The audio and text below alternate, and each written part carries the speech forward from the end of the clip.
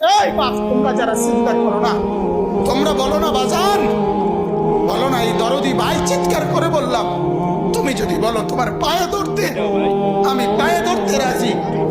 তুমি যদি বলো তোমার জড়িয়ে ধরে কাঁদতে, আমি কাঁদতে রাজি।